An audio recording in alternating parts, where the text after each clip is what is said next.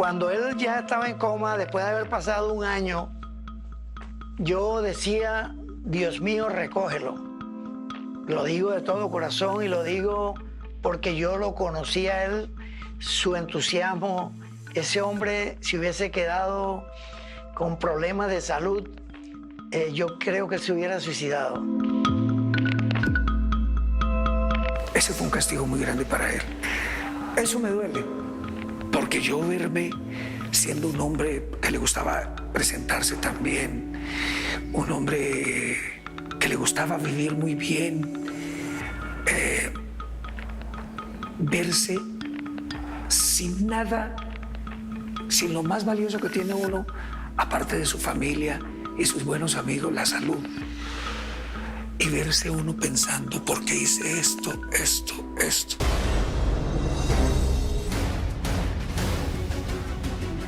Buenas tardes, soy Diva Yesurún, la única diva de la televisión colombiana, y a partir de este momento comienza Expediente Final, que hoy tiene como protagonista a Jaime Alberto Salcedo Tafache, el famoso Jimmy Salcedo, quien tuvo a su cargo el programa de música más popular en la historia de nuestra televisión. Todo lo que se le ocurría, porque tenía una gran capacidad de improvisación, enseguida lo hacía en la televisión. Él era un hombre perfeccionista. Era un hombre muy carismático. Él lograba causar furor a donde llegaba. Sin embargo, también lo poseía un lado oscuro. Tenía fama de ser drogadicto y súper rumbero. Mucha gente hablaba de que él era un vicioso, empedernido. Mucha rumba, mucho desorden. Éramos muy desordenados. Definitivamente, la gran debilidad para Jimmy Salcedo eran las mujeres. Muy admirador de el sexo femenino. Él salía con muchas personas, con algunas mujeres unas noches, Un día se fue de farra con dos de sus amigos más cercanos. Tuvo una recaída y permaneció 3 años en estado de coma. El hombre estaba muy mal. Sabíamos que Jimmy, después de la afección que había sufrido, no iba a regresar. Su vida está llena de polémicas. Cuando su cuerpo estaba en el ataúd a punto de ser sepultado, llegó una orden judicial para practicarle una prueba de ADN y así determinar si era el padre o no de un adolescente de 15 años. El escándalo fue a nivel nacional. Sacaron a Jimmy del ataúd como sacar una basura. Aquí comienza el expediente final del recordado presentador, músico y humorista Jimmy Salcedo. Una vida llena de muchas glorias y de profundas tristezas. Bienvenidos.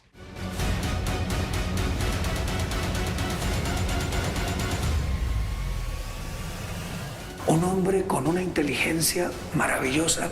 Él estaba adelantado. Hizo mucho por las comunicaciones en Colombia. Revolucionó el concepto de los programas musicales. Hola amigos, bienvenidos a la hora con más música. El barranquillero Jimmy Salcedo era el rey de los musicales en la década de los años 80 en Colombia. Era cantante, humorista, presentador, pianista y empresario. La televisión era muy acartonada en esa época. La competencia era Julio Sánchez Vanega, que era un hombre muy decente, demasiado serio. Jorge Barón, que era un hombre de una pose que la que conserva actualmente.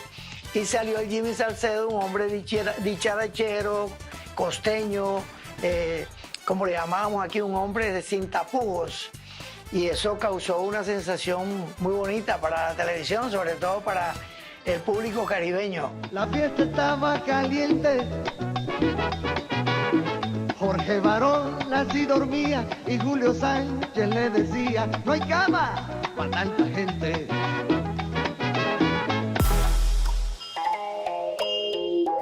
Empezó cantando en los bares hacia 1967. Al poco tiempo lo descubre el recordado cantante Billy Pontoni en el Grill Miramar en Bogotá.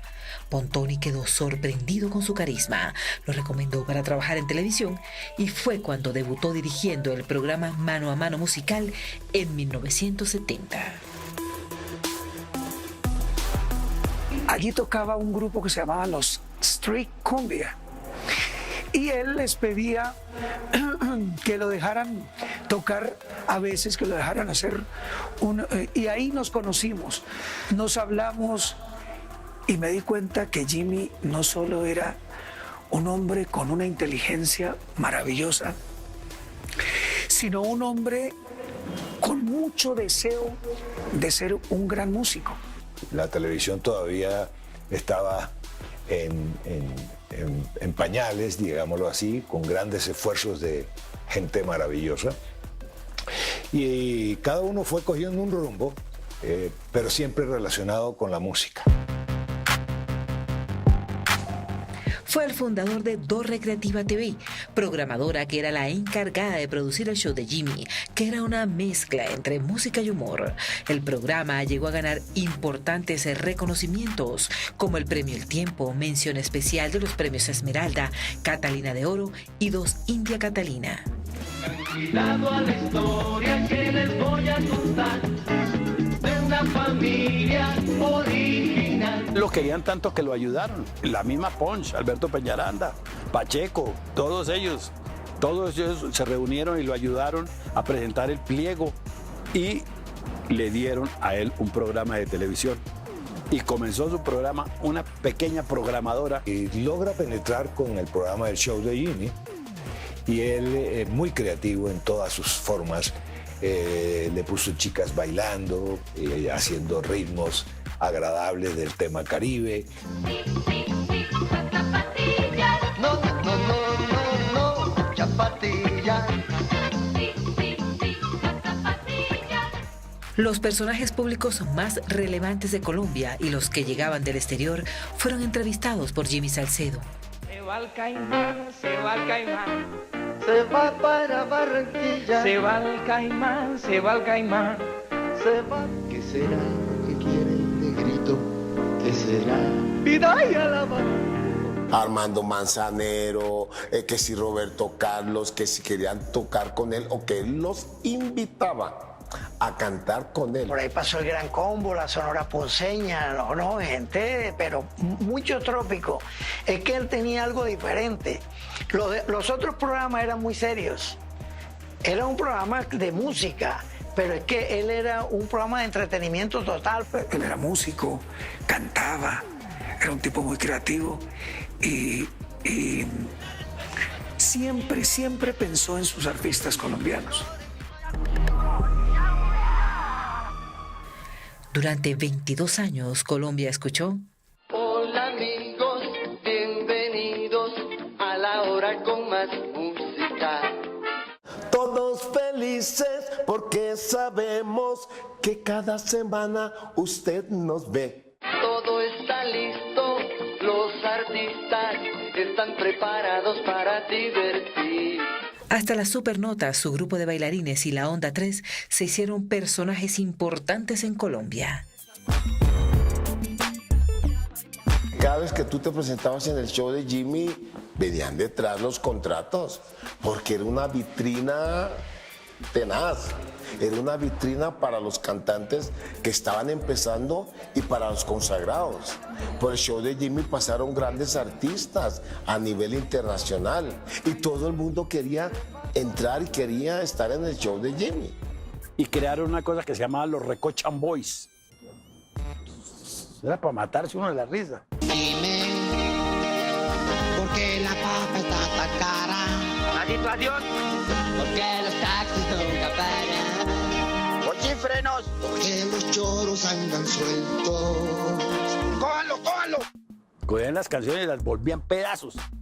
Debajo de su camión, debajo de su camión, debajo de su camión hay un man atropellado. Pues yo sí sentí algo raro, pensé que me había pinchado, pasaba por esa esquina, tirando para el otro lado. No vengas con ese cuento, a mí no me trama nadie.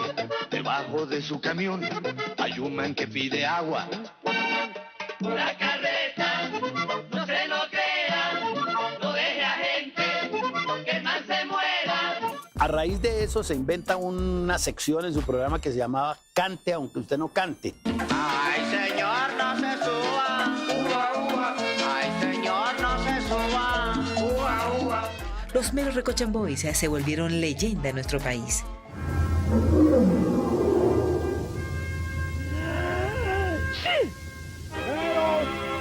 Recochangoy presenta el programa de la semana. ¿Qué pasó con mi camión que el mecánico está abajo? ¿Qué pasó con mi camión? ¿Qué pasó que está varado? Bajaba por esa esquina, miraba para el otro lado, cuando venía una sardina que me dejó atortolado. ¿Qué pasa que están hablando? Seguro que es de mujeres. Debajo de ese camión hay un hombre que se muere. Me tiene apachurrado, me tiene acorralado, me tiene desinflado, me tiene muy cansado. La voy a pinchar. ¿Con qué? Con la tijera. La voy a pinchar. La voy a cortar. Suá. Con la tijera. La voy a cortar. Eso fue una cuestión en conjunto, dijo Jimmy. Hagamos una gira musical, pero hagamos que sea como ridículo. Pero hagamos un ridículo bien hecho. Ah, no, entonces yo le dije, mira quién le dijo, yo sí se la hago con gusto. El culebro dijo, vamos a cambiar la letra de las canciones y cante bien ordinario, ¿sí? Y preciso. ¿Qué es lo que pasa aquí? ¿Ah? ¿Qué es lo que pasa aquí? Carepalo le dio a Carechulo le dio a Carepapa, Carepapa le dio a Caretusa porque a Caretusa le huelen los pies.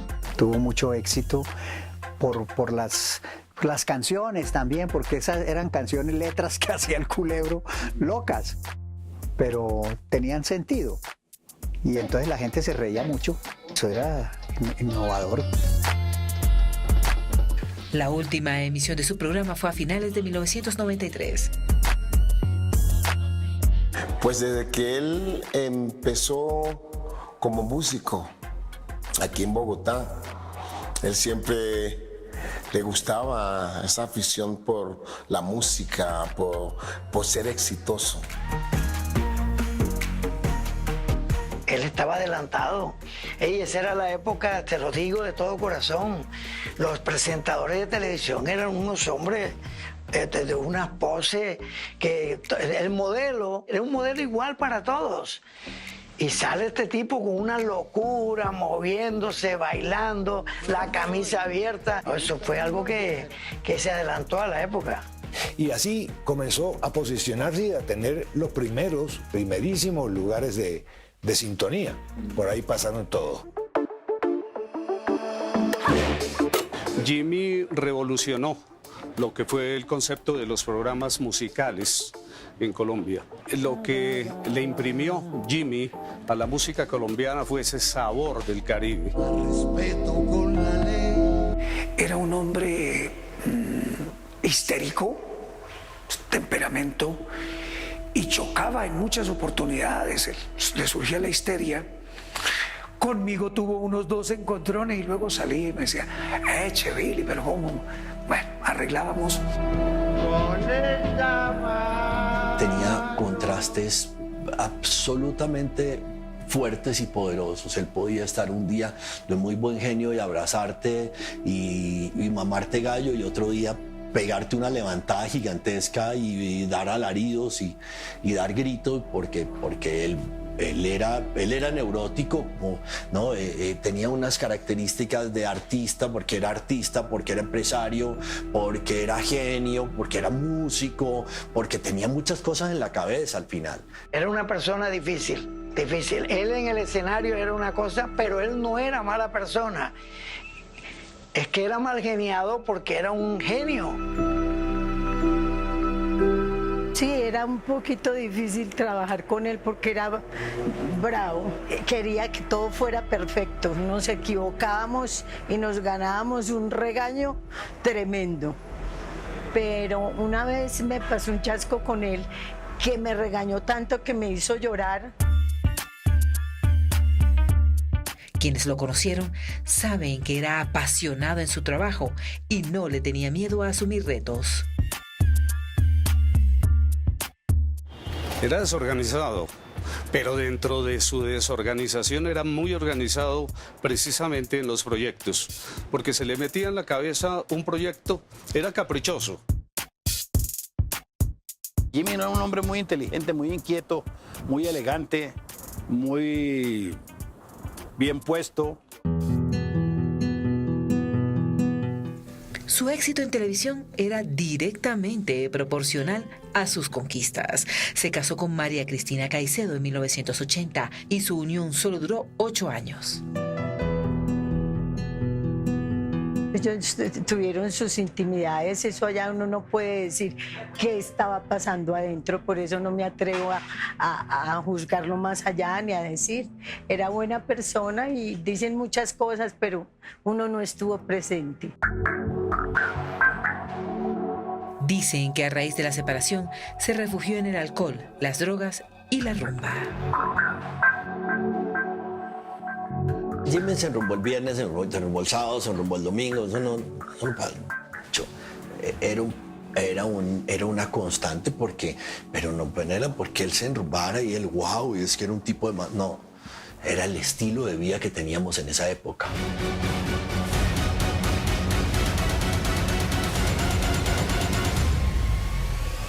Era un hombre histérico.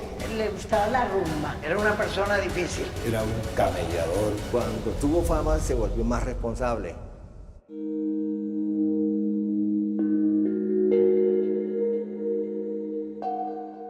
Los excesos dominaban la vida de Jimmy Salcedo. El presentador podía durar hasta 3 días seguidos rumbeando y luego llegar a trabajar como si nada. Hubo mucha rumba en esa época, mucha rumba, mucho desorden. Éramos muy desordenados. Él era una persona que además se desordenaba y al día siguiente llegaba. Yo me desordenaba y al día siguiente no llegaba. Su rumba y su vida social y su vida era muy fuerte, muy poderosa y muy asociada además con la vida que se llevaba en general. Era un hombre fiestero. Él no medía entre la noche y el día, pero era un hombre que llegaba a trabajar temprano en el día. En la noche se daba sus escapadas, por lo menos los fines de semana. Mucha gente hablaba de que él era un vicioso, empedernido. No era así tampoco, no. Como le pasa a muchos románticos, prolongaban una rumbita de whisky y tal. En alguna oportunidad llegué yo a un ensayo al apartamento de él y yo sentado allá cuando le dije a la niña que el ama de llaves, le dije, no, bueno, y es que cree que yo tengo aquí, ya llevo 3 horas esperando, no, yo me voy y se levantó y digo, Billy, perdóname hermano, es que me dio una rumba anoche ya. Entonces nos pusimos a ensayar. ¿Qué pasó? ¿Qué pasó? Mataron al Rápido del Oeste. No puede ser. ¿Y eso quién fue? El Expreso del Oriente. Solo su círculo más cercano sabía que era insulino dependiente y esto requería de una dieta y atención especial. Lo cuidábamos mucho por eso. El problema es que Jimmy Salcedo era un hombre, pensaba que no se iba a morir, porque en esa época yo veía en Jimmy un hombre que no le temía la muerte. Él tenía esa enfermedad y a mí me consta que en su apartamento yo estaba con él y él le decía a la señora, hoy me voy a tomar unos tragos, me voy de rumba, pero cuando yo venga no me moleste al día siguiente. Entonces cerraba con llave su habitación. Siempre tenía alguna cosita, un bocadillo de esos sin dulce o algo sin dulce. Si le íbamos a hacer un regalo era comprarlo en un sitio especial para diabéticos. En una oportunidad, el cantante tuvo que ser trasladado de urgencia debido a una fuerte crisis que vivió momentos antes de grabar su show. Él alguna vez en la empresa, en la oficina, estaban en un almuerzo, en una reunión. Entonces él hablaban en la reunión y él estaba quieto. Entonces estaba entrando en coma por la diabetes. Entonces no se han dado cuenta. Alguien allí dijo, Ritme está muy raro. Y de una ambulancia y vámonos. Y lo sacaron del problema. En ese tiempo yo no sabía cómo era esa enfermedad tampoco. Vine a saber después que eso a veces puede formar algunos pequeños trastornos en la personalidad o en el comportamiento de una persona. En ese momento, el corazón de Jimmy tenía dueña Maritza Vera, una mujer alejada del mundo del entretenimiento, con quien sostenía una relación sentimental desde hacía 2 años. Sabíamos que tenía su novia Maritza, sí, pero él no hablaba de resto, no hablaba nada, absolutamente nada. Maritza era una vieja hasta querida. Corría el año 1989. No era fácil ser novia de un hombre famoso, amante de la rumba y de los excesos. La pareja tuvo una fuerte discusión y se distanció, lo que tenía afectado a Jimmy, quien atravesaba por una fuerte depresión ante la indiferencia de Maritza. Peleaban mucho, muy seguido y normalmente, y ella se fue de la casa 10 veces y él la echó otras 10 y él, no, es una pelea, no era muy normal con él las relaciones porque pues era un personaje muy difícil. Y esas peleas sí cada rato las veíamos, pero era parte de su vida y ella lo toleraba a él así. Bueno. Desafortunadamente Jimmy era, a ver, aparte de ser diabético, los diabéticos tienen un poquito más fácil, se les salta la piedra. Parece que había tenido pelea con su gran amor, con Maritza, y parece que ya no le quiso contestar el teléfono, y ahí como que redobló a aplicarse unos whiskies. Jimmy se había perdido en algunas reuniones. Entonces, por esa razón, parece ser que Jimmy andaba también muy sentido, con redundancia en todo, en el sentido que lo que había hecho no estaba bien porque se le había perdido a Maritza y tal vez Maritza lo cortó.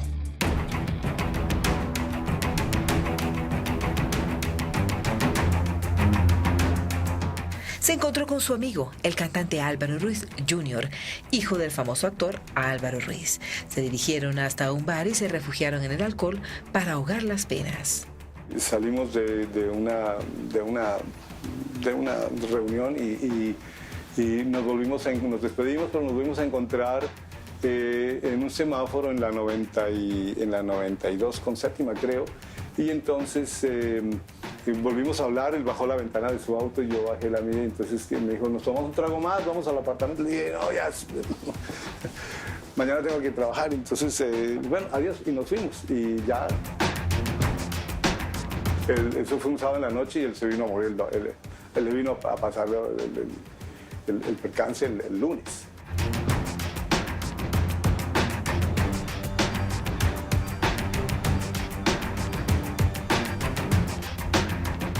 Él tenía una persona que le decía su ama de llaves. Ella comentó que él entró a su habitación y no volvieron a saber de él hasta que ya tenía que irse a trabajar en la mañana siguiente, un lunes. Como era costumbre, su secretaria Nora Penilla lo llamaba los lunes pasada las 6 de la mañana para recordarle su agenda de la semana. Curiosamente se encontró con la noticia de que Jimmy aún no se había despertado. Por esos días, en su apartamento, él siempre había tenido una señora que era el ama de llaves y lo aguantaba pues, en todos los caprichos. También había peleado, la señora no estaba, entonces había una niña que estaba atendiendo, pero no era frecuente. Ese día la niña me contestó, me dijo, no, es que no sé, don Jimmy. Le dije, ¿qué pasa? Me dijo, pues, es que no sé si contarle. Le dije, ¿cómo así? ¿Contarle qué? Me dijo, es que don Jimmy me dijo que lo levantara temprano, que le tocara temprano, pero le toqué y nada. Entonces llamó, no sé si fue a Giovanni o a Nora, Y le dice, le estoy golpeando a don Jimmy y no me contesta. Y él fue y le empezó a golpear, Jimmy, Jimmy, no abría la puerta, esto era 9 de la mañana. Fuerza la puerta y entra, ¿qué pasó?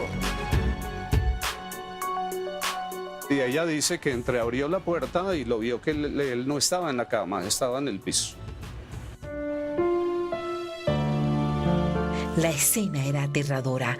Jimmy se encontraba en el piso inconsciente, sus signos vitales estaban muy bajos y todo parecía indicar que no alcanzó a aplicarse su dosis de insulina. La jeringa estaba a su lado. Fue cuando ella lo encontró prácticamente en el piso. Pero nosotros debimos a saber después. En ese tiempo no había celular. Bueno, tu teléfono, pasó esto. Pero no vimos eso como algo muy serio. Pensábamos, no, de pronto pasó algo, pero no. Había entrado en coma, pero seguro se desesperó tanto al encontrarse que estaba así, que él tenía la camisa, se había roto los raíces y se había mordido, estaba echando espuma. Ya no había nada que hacer, porque el cerebro duró muchas horas en esas condiciones. Entonces, al instante llamé a Giovanni. Giovanni me contestó desde su casa, porque en ese momento no había celulares, pues no eran frecuentes los celulares ahí, y me dijo que ya salía, que había pedido una ambulancia. Si él no hubiese sido tan grosero en su forma de manifestarse con la gente alrededor de él, quizá lo hubiesen salvado, porque ella le tocó varias veces para brindarle el desayuno, pero él había dicho que no lo molestaran y así decía en muchas oportunidades. Entonces yo creo que fue por eso, ahí fue donde se deterioró por dentro su cerebro. Seguía un riguroso plan de controlar su medicina y todo eso, pero desafortunadamente creo que se descuidó en un momento y estaba solo y no tuvo la asistencia de alguien que le inyectara la insulina.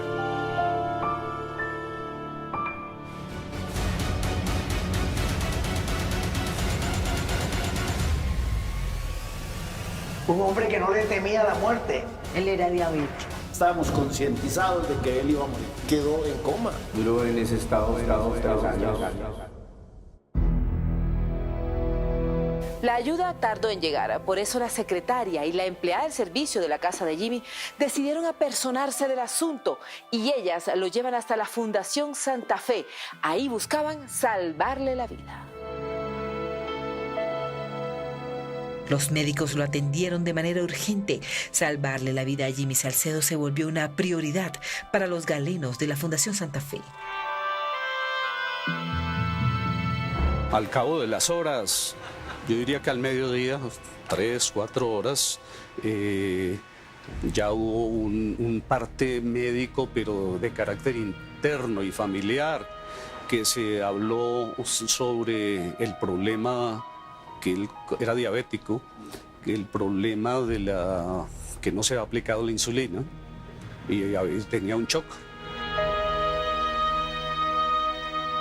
Alcancé a hablar con alguien de la clínica, eso ha pasado tanto tiempo, y me dijeron que era muy grave, que era casi certero que él no volvía ya no volvía a tener la lucidez de la cual siempre fue propietario y que lo más seguro es que él iba a quedar vegetando.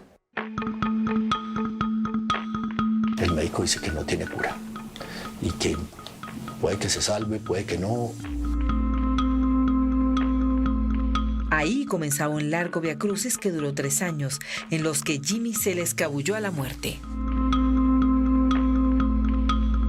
Que estaban en coma. Estábamos muy seguros que era definitivo. Es decir, más bien decíamos, es preferible que se muera. Porque, es decir, una recuperación de esas, quedar completamente imposibilitado y todo, no. No, eso es terrible.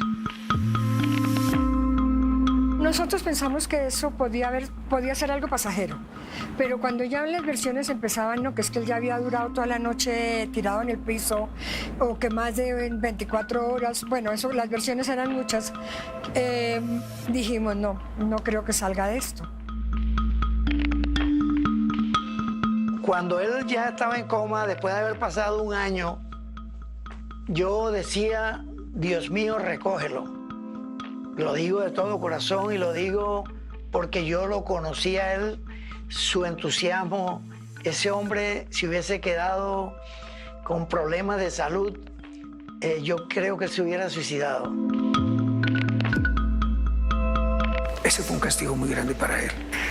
Eso me duele, porque yo verme siendo un hombre que le gustaba presentarse también, un hombre que le gustaba vivir muy bien, verse sin nada, sin lo más valioso que tiene uno, aparte de su familia y sus buenos amigos, la salud.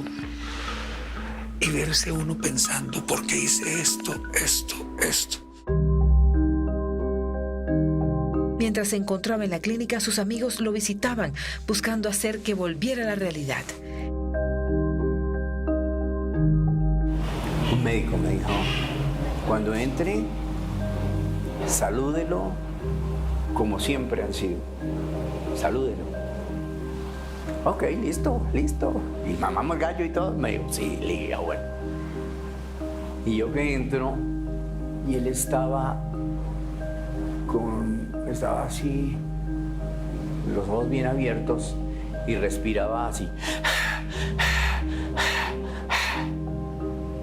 Entonces yo llegué y fui a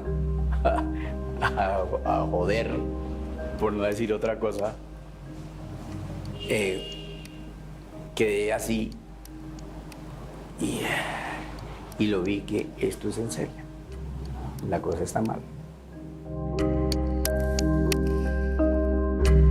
Y cuando lo vi en esas condiciones, para mí fue muy duro. Y hubo una mirada de él y una lágrima. Yo dije, él es consciente de lo que está pasando. No es tan vegetal como me pintaron. Entré y salí rápidamente y no quise volver. Fue muy duro. De manera paralela, el show de Jimmy tenía que seguir al aire. Era un requisito de la licitación que tenían con la televisión abierta. Estaban sus amigos, estaba el Culebro y estaban todos y trataban de mantenerlo el show, pero no era lo mismo. No era lo mismo. Es decir, cuando un líder se va el líder, eso se acaba. Pues ahí con los Recochan Boys, ahí nos defendíamos. Pues Hernando, que era el que dirigía eso. Pero sí, claro, Jimmy hacía falta y pues imagínate el programa que era de Jimmy, y sin Jimmy era fregado. Seguir con la producción del programa fue muy difícil sin Jimmy, porque no teníamos ese látigo, ¿no? Nosotros decíamos o pensábamos, el látigo es muy importante porque él era el filtro final. Todos a su alrededor tenían la esperanza de que el barranquillero volviera a ser el de antes. Públicamente se sabía que él estaba enfermo, pero digamos que lo que se manejó en esa época era Jimmy se va a mejorar. Tranquilos que Jimmy vuelve, ¿no? Eso era como el mensaje enviado a la opinión pública. Y en el fondo sabemos que eso no iba a pasar, porque era una enfermedad que no tenía reversa. Es muy duro porque uno no piensa que uno como ser humano pueda comenzar a degradarse lentamente, todo flaco, la barba, pero todo delgadito y más flaquito y más flaquito, encogerse por el tiempo del coma. Yo lo imaginaba a él pensando cuántas veces innecesariamente se molestó, porque fue así. ¿Cuántas veces innecesariamente se llenó de soberbia? Y la soberbia nunca tiene justificación. ¿Cuántas veces maltrató? ¿Cuántas veces pudo haber menospreciado? ¿Cuántas veces pudo haber perdido la oportunidad de, con algo sencillo, mirar que la vida es de cosas sencillas? Jimmy se cansó de luchar. El humorista y presentador estaba agotado. Sus fuerzas se acabaron y se rindió ante la triste muerte. Duró en ese estado 3 años, casi 3 años. Y yo pedía a un ser superior que lo ayudara. Y una mañana estaba yo, me estaba duchando, y mi esposa me tocó en la puerta del baño. Claudio. ¿Qué? Me dijo, acabo de morir Jimmy. Sentí un gran descanso. Se corrió un rumor que no tenía nada que ver con su enfermedad. Se hablaron de muchas cosas tan desagradables que no me atrevo a decirlas acá. Pero para mí fue muy triste y yo me imaginé que era por el caso de su diabetes, porque él no se cuidaba mucho. Fue muy triste.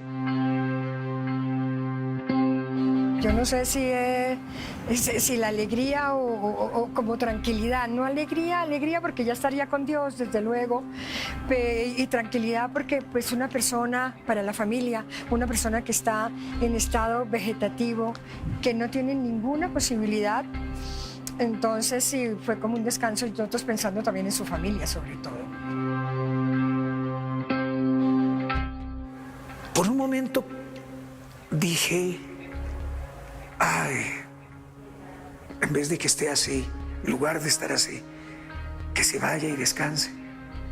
Porque yo sí sabía que él no estaba vegetando. No, él no era un vegetal. Nosotros esperamos, la noticia era, ya se murió. No estábamos esperando de que, oiga, revivió. No. Sabíamos, estábamos seguros de que él se iba y ya estábamos concientizados de que él iba a morir. Así que no fue una cosa, pues, son 2 años, 3 años que una persona está muriendo. ¿Qué quieres? Llegó el día del supuesto último adiós para el gran Jimmy Salcedo. Uno a uno fueron apareciendo sus amigos más cercanos. Estaban todos los medios de comunicación y seguidores del artista rindiéndole tributo y sobre todo agradeciéndole por su labor en la televisión nacional. El sepelio de Jimmy Salcedo fue un show mediático. Cuando estaban a punto de enterrar su cuerpo, las autoridades llegaron e interrumpieron la ceremonia. Necesitaban confirmar si el famoso presentador de televisión era el padre de un joven que estaba reclamando su apellido.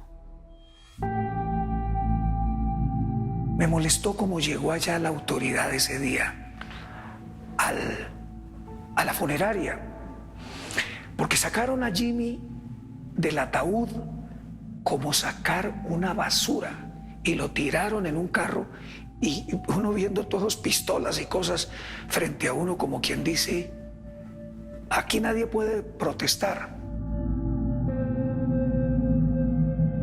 Eso fue fuerte, eso fue muy fuerte porque llegaron con una orden y se lo dijeron a los hermanos y le dijeron, mire, esto no lo tenemos que llevar, y ellos dijeron, no, sí, aquí hay una señora que dice que ella tiene un hijo con Jimmy y aquí están las pruebas y le vamos a practicar unas pruebas a él y nos lo vamos a llevar. Y fue triste. Me entero yo que él estaba en un coma diabético. Todos empezaron a caer, como cae todo el mundo cuando hay dinero y cuando hay enfermedades. Entonces yo dije, un momentico, es el momento. Es el momento de que su hijo sea reconocido, de que salga a la luz pública que tiene un hijo y no nos interesa el dinero. Yo lo conocí en el año 76 y nació una amistad que se volvió amor y de ese amor nació un lindo retoño. La relación duró casi 4 años. Estaba recién divorciada de María Cristina Caicedo. Entonces, obviamente, pues él tenía el temor. Y yo nunca quise salir porque no me gusta ser protagonista. Pues yo a él le puse su demanda por paternidad responsable en el año 80.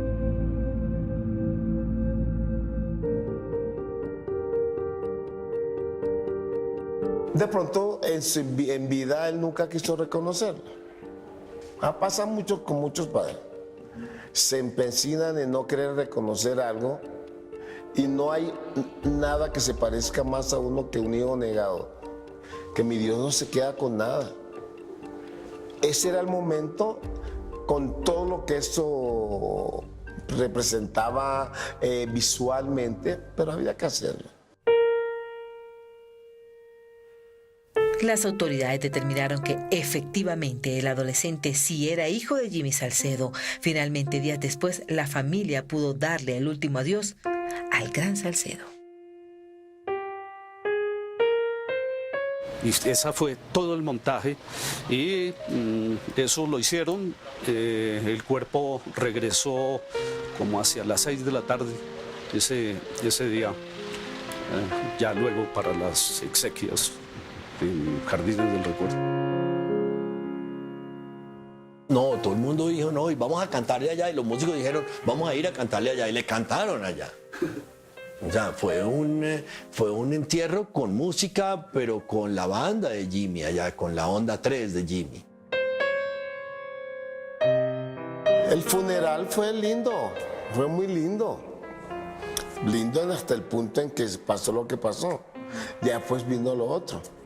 Sí, él está ahí a la entrada. Mírate, hasta en eso. Él está ahí, es uno de los primeros que... Hasta en eso busqué el primer lugar. El show de Jimmy Salcedo continuó un año más, presentado por personajes especiales, según el acuerdo que tenían con la programadora Do Recreativa TV, que con el tiempo también fue liquidada.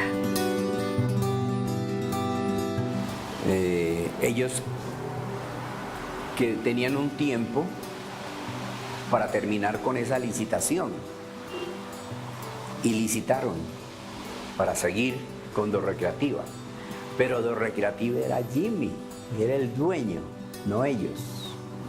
Ellos siguieron porque tocaba terminar seguir con ese contrato, con lo que estaba hecho.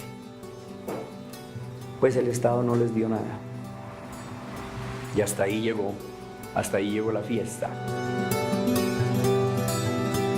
Quien quedó con todo fue Giovanni, el hermano. No sabemos qué pasó con todo lo demás, pero sabemos que es Do Recreativa con Jimmy. Después de un tiempo murió. Esa parte fue terrible, sí. Y bueno, también como acabó Do Recreativa Televisión, que no acabó como en los mejores términos de sus hermanos. No, eso era lo que oíamos, no me consta. Pues yo también, como dice uno, no sé si eso sea cierto o no, pero las cosas que contaba la gente era que la programadora tampoco terminó en muy buenos términos y terminó debiendo mucho dinero a mucha gente. Para siempre vivirá en la vida esta canción, porque hablamos con la música más allá del corazón, porque hablamos con la música por la fuerza del amor, por la fuerza del amor.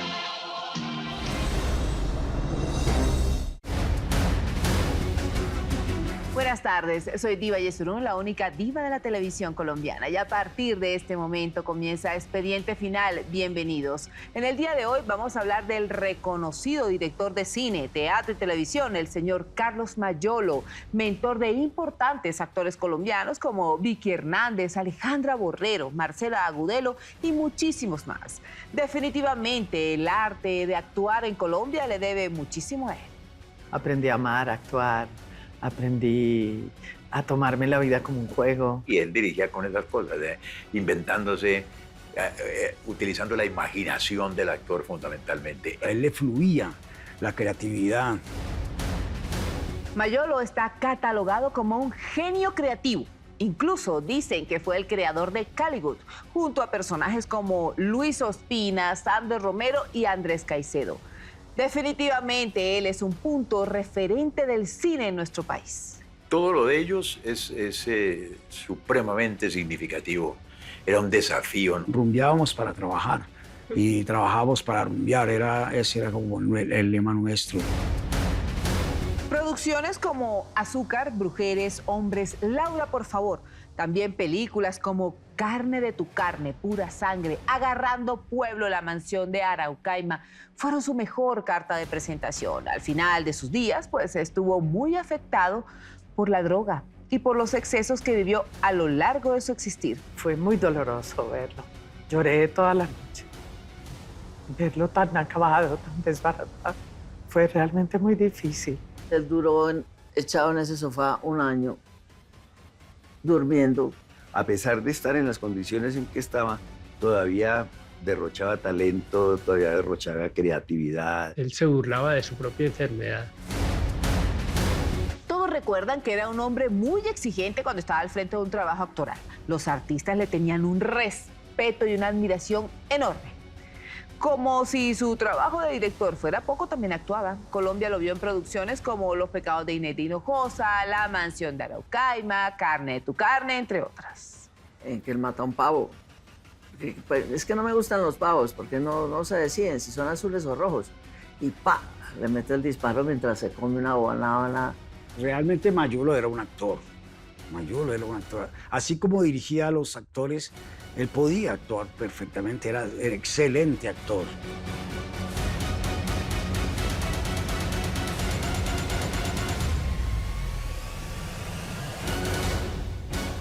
Quedé en shock, realmente tenía que ir a verlo, no había ido. Me llamó Luis Ospina y me dijo, se murió Mayolo. En 1971 fue muy importante para la ciudad de Cali y no es para menos. Fue el año en el que se realizaron los Juegos Panamericanos. Fue un evento que tuvo una visión en los escenarios deportivos y otra tras bambalinas. Precisamente Mayolo, un joven rebelde de la época, se dedicó a mostrar con su cámara eso que a simple vista no se podía ver.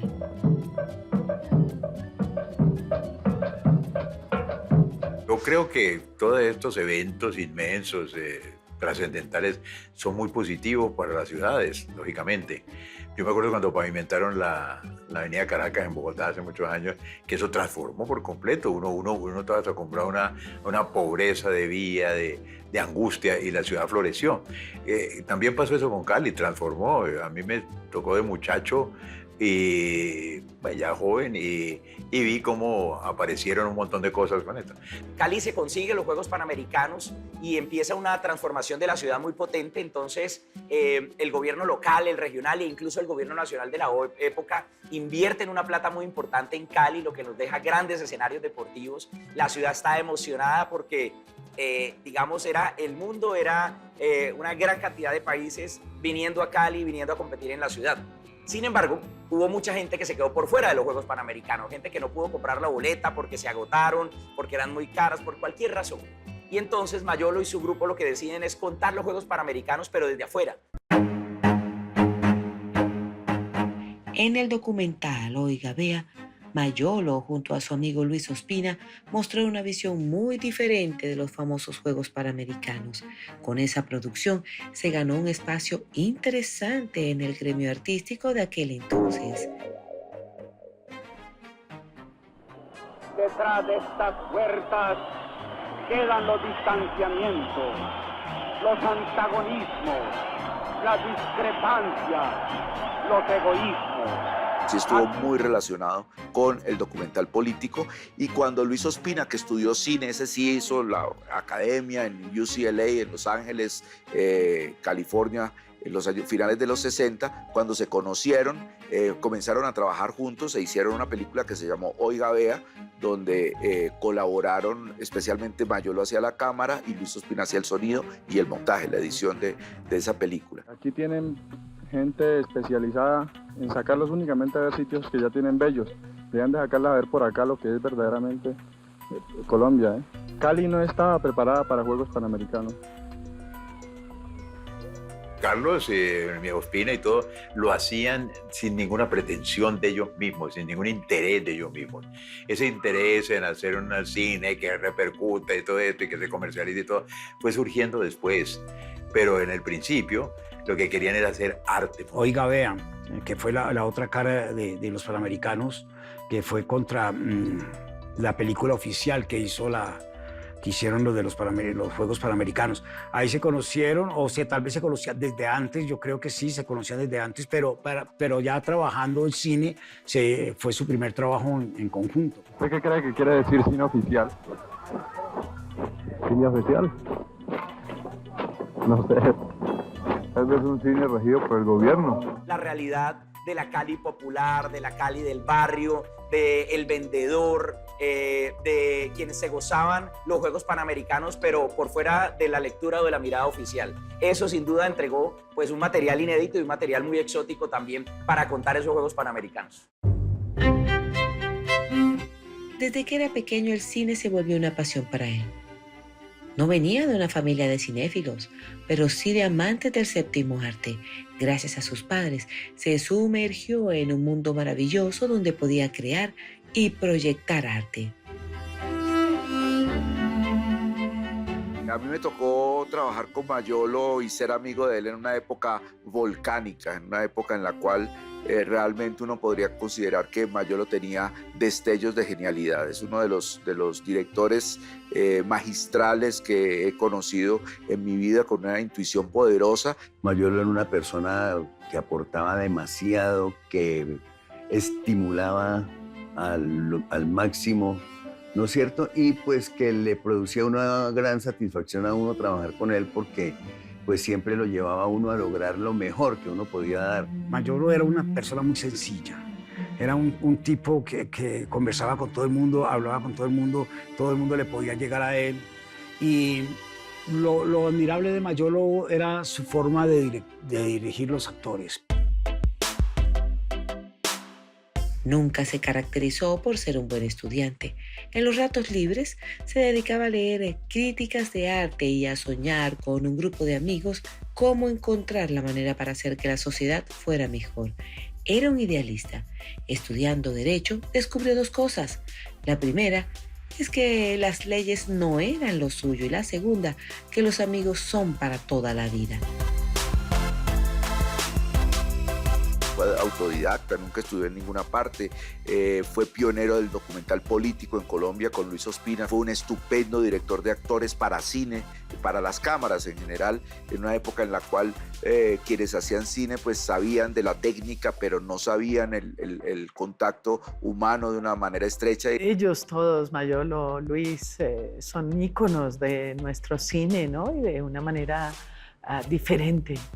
Cuando uno tiene ojo de director, es algo tan diferente, y él tenía eso, ¿no? Tenía una manera muy suya de hacer las cosas. Yo era la chiquita del paseo y fui adoptada por todo ese combo, Mayolo, Poncho, Sandro, que era pues menor, pero de todas maneras era mayor que yo, y grupo de actores, de productores. O sea que siempre estuvieron ligados cinematográficamente y a nivel de amistad más todavía, porque frecuentábamos los mismos sitios, rumbeábamos igual, parejo.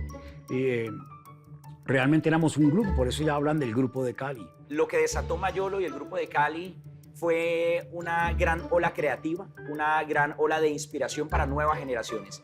Quienes egresamos años después de la Escuela de Comunicación Social de la Universidad del Valle, los tenemos como referentes y entendemos el aporte que ese grupo hizo para los procesos creativos en la literatura, en el escenario audiovisual de la ciudad, de la región y del país. No en vano, hoy buena parte de los directores de cine más importantes de Colombia son caleños. Precisamente hacia los años 70, cuando el país atravesaba por una serie de conflictos políticos derivados por el narcotráfico, Mayolo y sus amigos se reunían de manera orgánica en un cineclub para hablar de arte y nuevas tendencias cinematográficas y televisivas. Poco a poco este espacio se fue convirtiendo en un sitio obligado para la credibilidad del cine nacional. Con el tiempo se llamó Caliwood. Caliwood es un chiste. ¿no? Caliwood, la expresión. Yo insisto que eso me lo inventé yo en una fiesta, pero pues eso ya hasta lo patentaron y hay un museo en Cali que se llama así y pues los chistes no tienen autoría, eso digamos que es de creación colectiva, en una época en la cual había muchísimas rumbas en Cali donde todos estábamos trabajando y rumbeando de manera permanente. Yo era muy joven, ellos todos me decían, ay Aleja, ¿no te querés sentar un ratico? Ya, deja de bailar, calmate. Pero oírlos hablar, nuestras conversaciones, en todas las fiestas, en todos los días que nos reuníamos todo el tiempo, estábamos siempre juntos. Así que mucho aprendí del cine, mucho aprendí de actuar, mucho aprendí de la vida con ellos. Era una especie de combo que dicen ahora los muchachos, era una gallada. Impresionante con Hernando Guerrero, con los fotógrafos, con los Pina, con los Carvajal, era toda una familia del cine caleño, del teatro caleño, de la cultura caleña, que fue un símbolo para el país y Mayolo fue un símbolo para esa cultura. Éramos otra generación, la generación que nos tocó romper los esquemas de la vida, la generación de la droga, de la rumba, de otro tipo de vida. Rumbeábamos para trabajar y trabajábamos para rumbear, ese era como el lema nuestro. Me encontré con un equipo de gente y un grupo de gente con el cual lo abrigan a uno y se vuelve una cosa de compinches, de amigos. Y así decíamos, precisamente Mayolo también tenía esa frase, que el cine se hace entre compinches. Con la seguridad de que no estudiaría más derecho, a sus 20 años decidió apostar a la publicidad. Produciendo comerciales de televisión, se sentía más cómodo, navegaba en un mundo que cada día lo obsesionaba más y más. Empezó a hacer fotografía y a hacer cámara, él era muy buen camarógrafo, y a través de la publicidad empezó a hacer ejercicios que estaban muy relacionados con la política, ¿no? Mayolo llegó a esa productora y era amigo del dueño de la productora y básicamente se ubicó su sede en Bogotá, en ese sitio. Para mí fue una berraquera, pues, muy chévere. Pues nos llamaban a los dos para muchas cosas. Y llegué a trabajar con él en varias oportunidades haciendo comerciales. Pero luego, cuando ya se empezó a dar la posibilidad de hacer largometrajes, pues empecé a trabajar con él en Carne de tu Carne. Mayolo logró traer, por ejemplo, a dos monstruos del cine brasileiro, que eran actores famosos ya, como José Leogoy, el viejo, que había trabajado con Herzog en varias producciones de Herzog. Pitanga, el negro, que era un gran actor del teatro y del cine brasileño. ¿Cómo se traen en esa época? ¿Con qué apoyo? Leogoy trajo el vestido con que había trabajado en Fitzcarraldo, nada menos, y cuidó un pañuelo que lo cuidaba y hacía un montón de cosas. Era un gran actor, Mayolo, y siempre decía que se usaba él para no tener que contratar a alguien, pues, como él. Entonces, recuerdo en Carne de tu Carne que Duque le puso, tenía que dispararle, Adrián Herrán le disparaba por detrás y le disparó y se le abrió un hueco en la espalda. Y recuerdo que se quedó en el piso y corten, carajo, no me iba a parar porque no me toca repetir esta toma.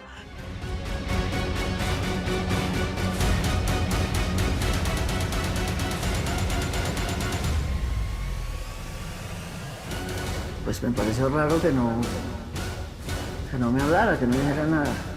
Y fui a ver y estaba muerto.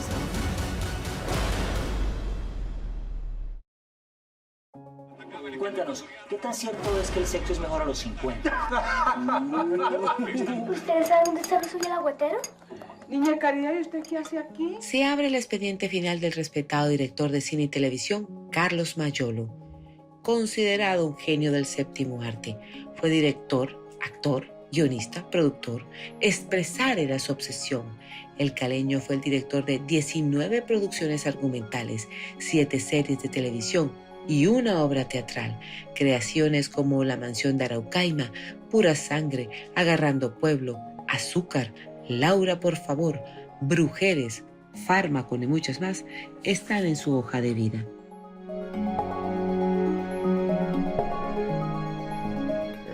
Que él le trae al terrateniente una lata con todas las orejas que han cortado de liberales y otra en que él mata a un pavo.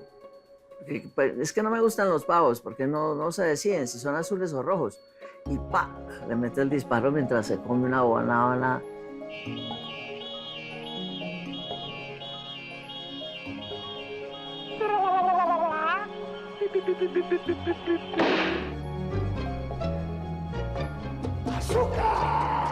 Yo creo que Azúcar es un seriado importantísimo porque con Azúcar entró de manera definitiva el lenguaje del cine en la televisión colombiana, por un lado. Por el otro lado, creo que es el único ejemplo en toda la historia de la televisión colombiana donde un director hizo lo que le dio la gana. ¿Cómo era? También tiene el Petit un garaje donde están dos lindos autos Buick, un Peyton y un sedán. Azúcar me pareció a mí que era una historia sobre Colombia, sobre Cali, sobre las familias azucareras, sobre esa manera de ser, ese lenguaje, ese hablado. Y con toda esa... Porque es que Mayolo tenía una cosa como exuberante, ¿no? Y eso era Azúcar. Mayolo era un ser que, por ejemplo, cuando yo estaba grabando con él en Azúcar, me decía, no hagas ese gesto que te ves fea, ve. Y yo, bueno, pues... Y se paraba y te hablaba en el oído y se metía en la mitad de la toma, porque te decía 1000 cosas acerca de la escena que estabas haciendo. A los 20 años, la soltería es un paraíso. A los 30 son unas vacaciones.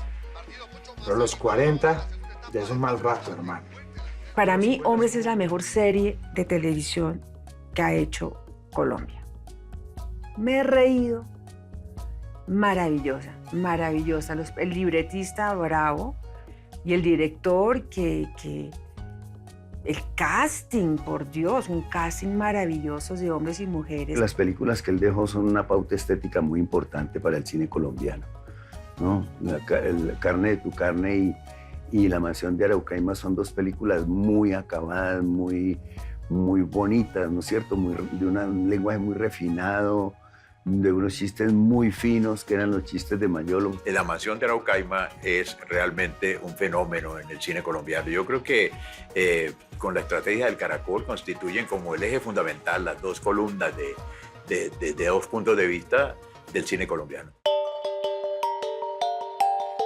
Artistas de la talla de Alejandra Borrero, Marcela Agudelo, Constanza Duque, Alejandro Buenaventura y muchas estrellas más trabajaron de su mano.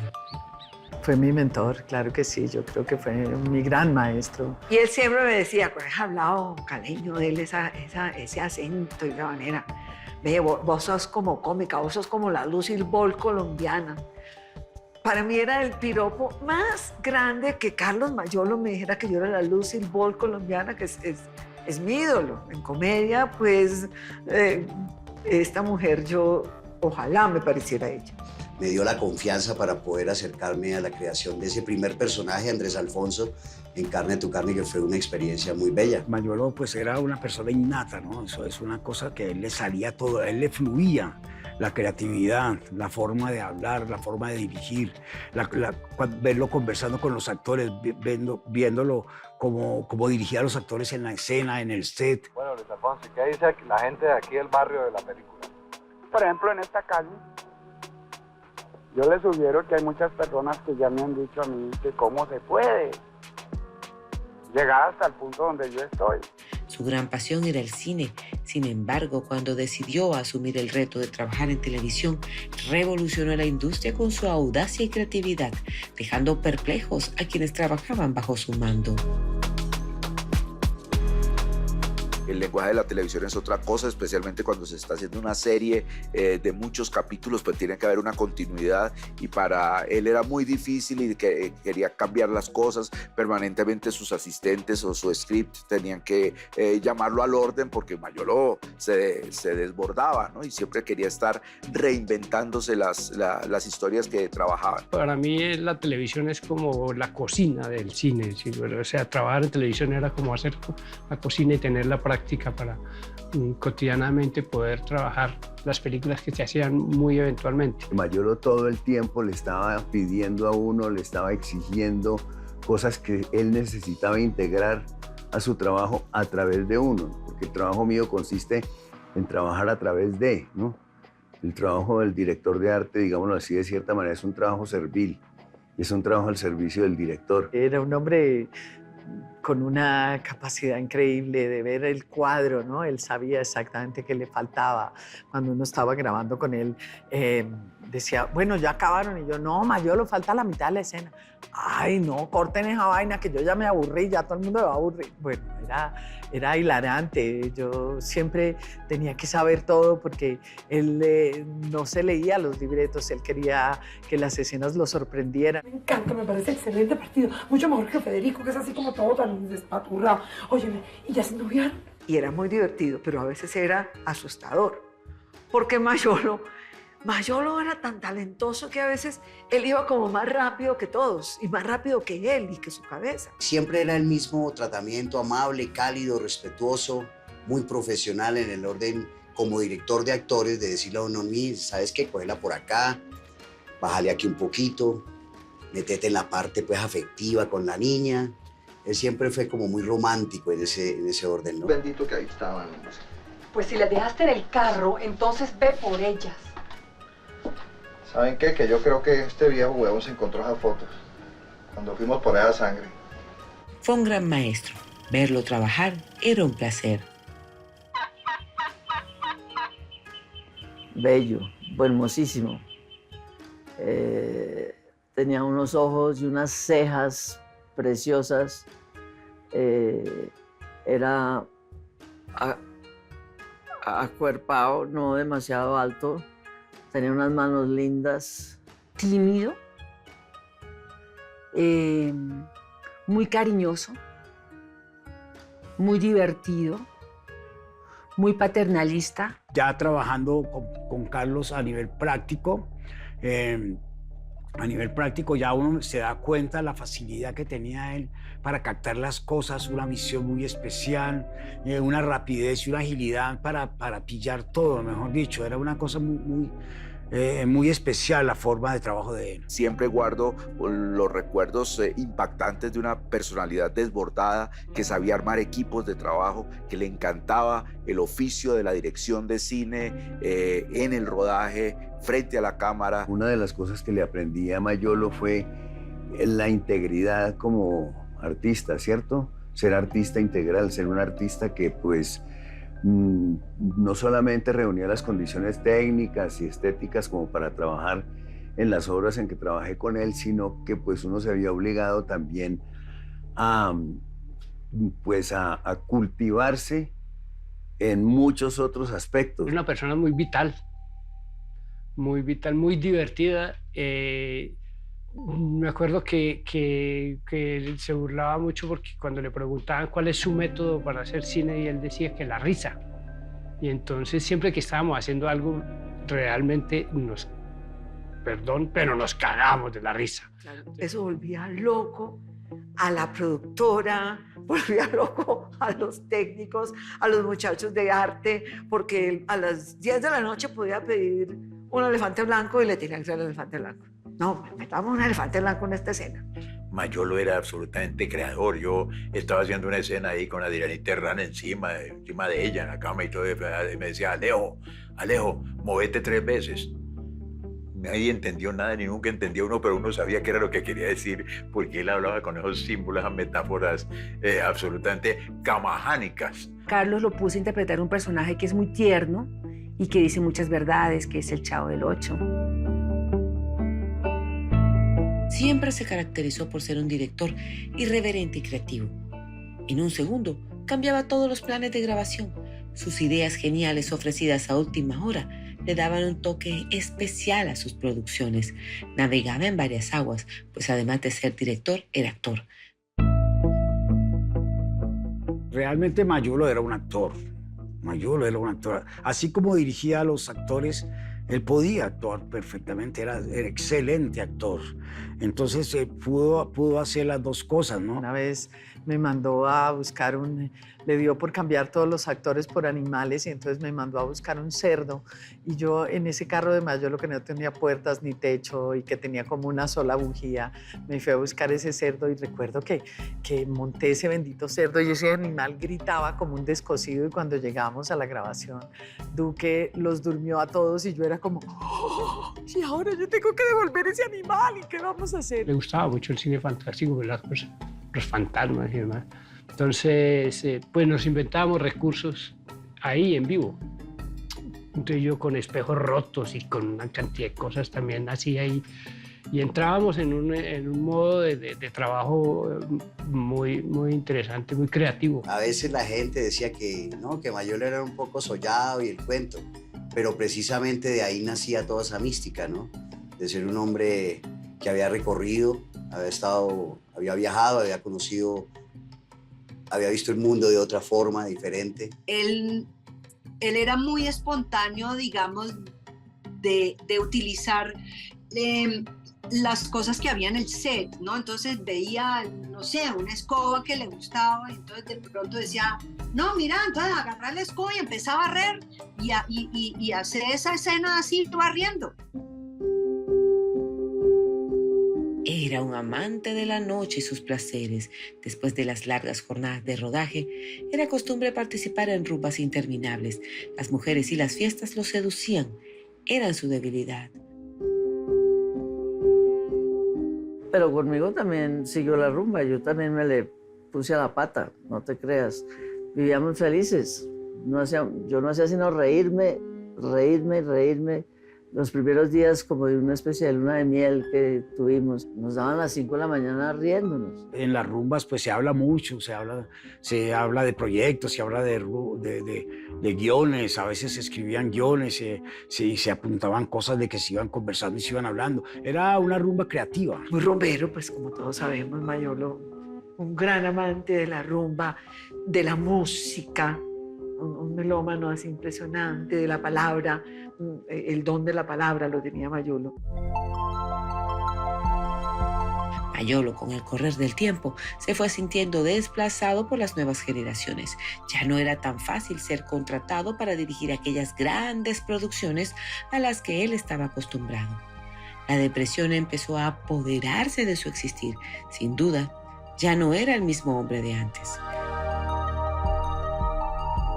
Entonces él duró echado en ese sofá un año, durmiendo, cuando siempre todos sus amigos me habían dicho, pero Mayolo no duerme, solo duerme 2 horas.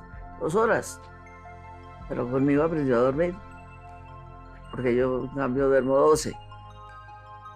Y eso fue terrible, eso fue muy duro. Pues él dejó de trabajar y prácticamente se encerró a escribir y a leer, y estaba alcoholizado, pero Mayolo fue una persona que tuvo muy buen espíritu y una actitud frente a la vida muy proactiva. Que ya esa persona que estaba ahí muy incapacitado físicamente, que era difícil entenderse con él y todo, ya ese no era el Mayolo.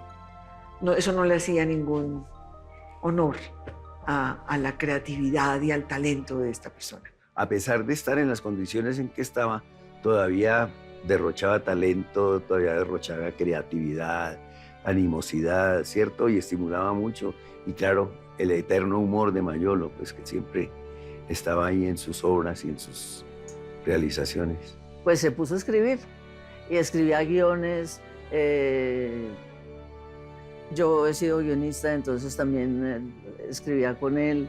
Tratamos de escribir un largometraje que yo había empezado, que era una especie de Romeo y Julieta, que se llamaba Honrar a Padre y Madre, y él me lo cambió con En vez de los muchachos, los papás, y le metió Waka y Fantasma, como metía en todas las películas. A lo último ya estaba muy enfermo, ya no podía casi caminar, le costaba mucho respirar. Y sí, estaba muy gordo. Pero igual, seguía siendo un genio.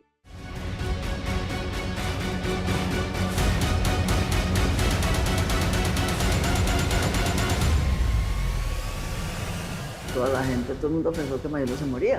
Todos creímos que se moría. Pues no, resucitó.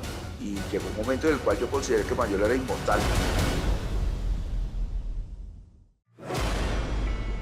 Fernando Pueblo, escena A, toma 1. Entonces, ¿pueden correr hacia atrás, sí, por favor? No todo lo investigado ha sido revelado. Hoy Colombia está conociendo el expediente final del destacado director de cine Carlos Mayolo, quien dejó una huella muy importante en la historia del cine colombiano, ganador de varios premios nacionales e incluso internacionales, gracias a su película Agarrando Pueblo.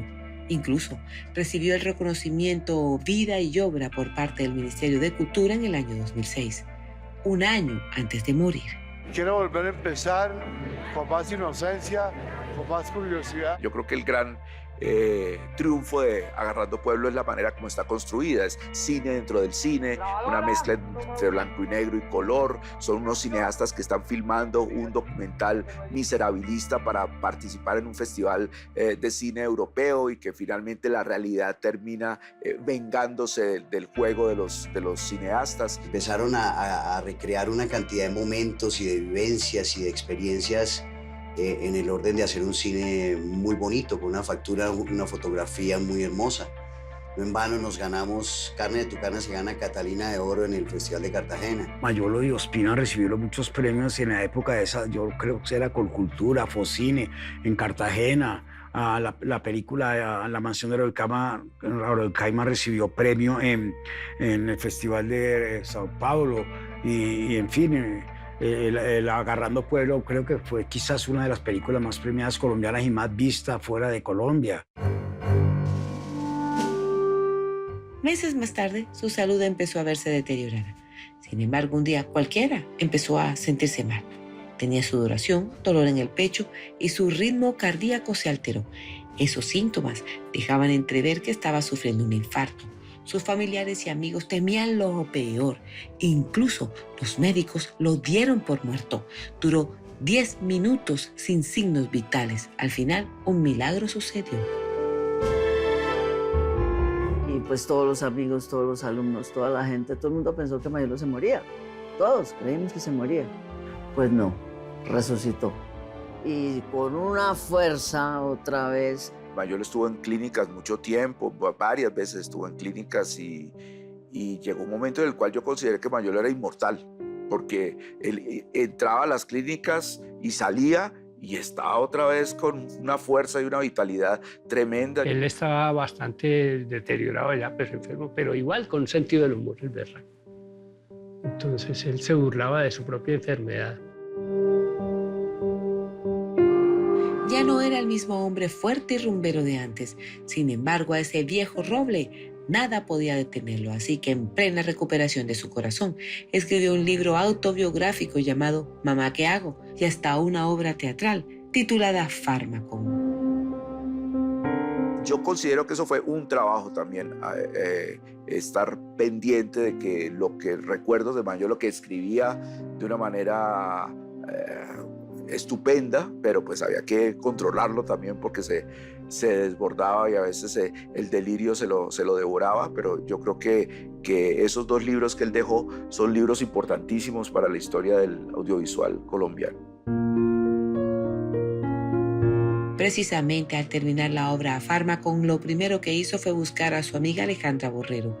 Quería proponerle que participara en su más reciente creación. Sin embargo, el encuentro no se dio.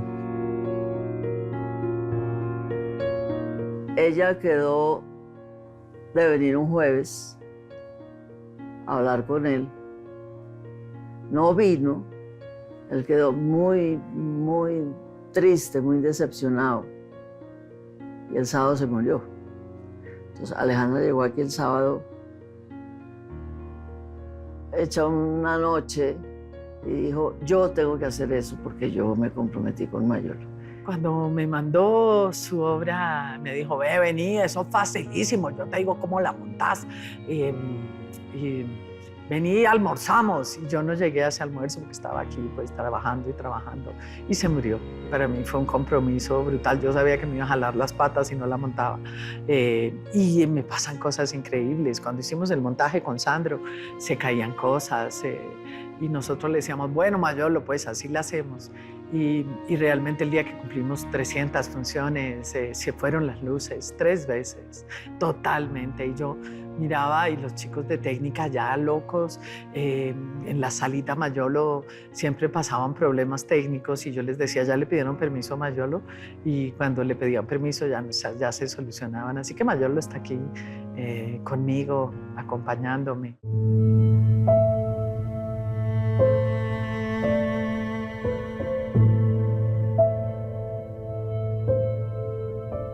La noche anterior habíamos ido a comer a un restaurante, al patio, aquí en el barrio. Y él, a la madrugada, él a veces que se ponía maluco y entonces llamábamos al médico. Pero siempre era yo la que llamaba, me decía que se sentía mal. Ese día me despertó como a las 6 de la mañana y me dijo, creí que me estaba dando un infarto, pero ellos me pusieron los electrodos y todas esas cosas. Y dijeron, no tiene un infarto, lo que tiene es gastritis, porque usted anoche, como les contó él, se comió un carpaccio.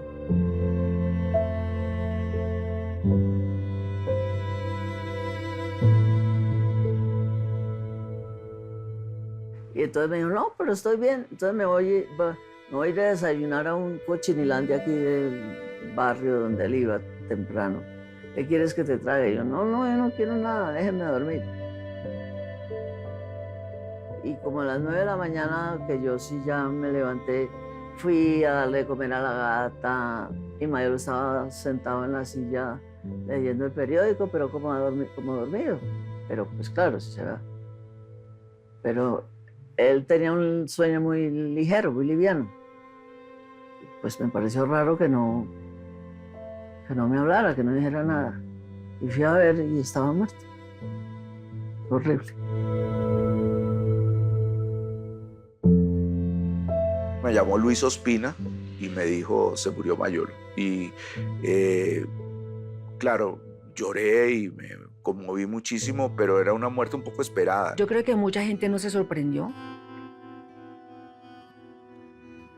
Pues euforia la que estaba en los últimos momentos, tal vez, no sé.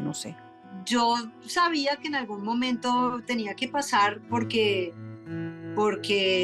pues ya le habían dicho que él tenía que cambiar su estilo de vida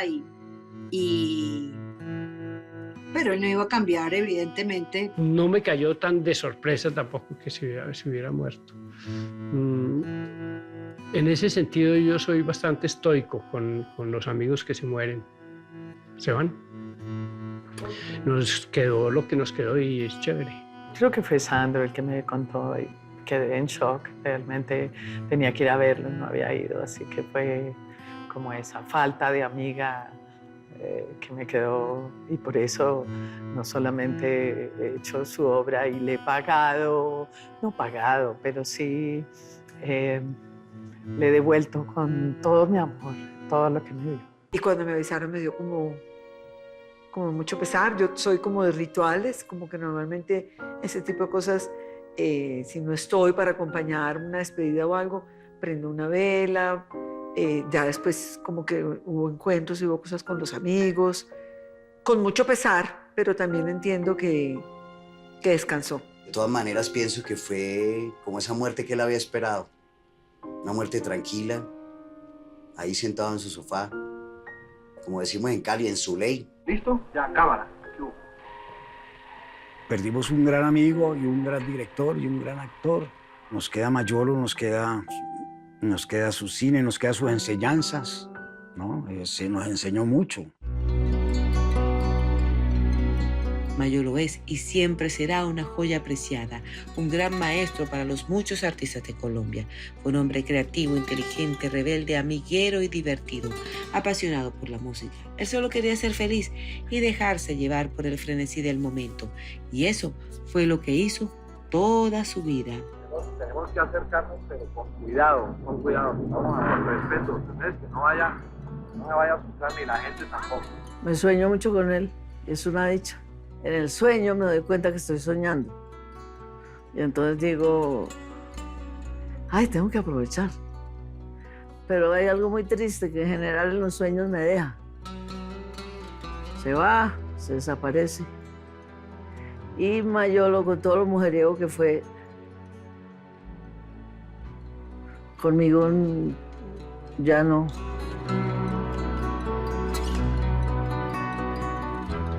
Dentro de Fármaco hay una frase que posiblemente lo describe y es: antes de nacer ya estaba aburrido. Era un hombre que tenía que hacer, que jugarle en la vida porque tenía ese gran vacío adentro, ¿no? También. Yo creo que cuando uno quiere a las personas se van siempre muy temprano, ¿no? Cuál sea la manera en la que sucedan las cosas. Entonces, pues nada.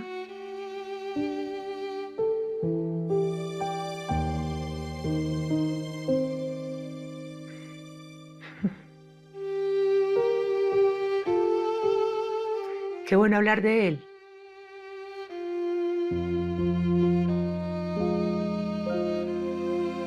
Yo creo que Mayolo ayudó a gestar un entusiasmo por narrar en términos audiovisuales, y allí están actores, directores de fotografía, sonidistas, productores, críticos que de alguna manera bebieron de la inteligencia de Carlos Mayolo. Creo que ahí está su mayor aporte y que todavía nos sigue haciendo mucha falta.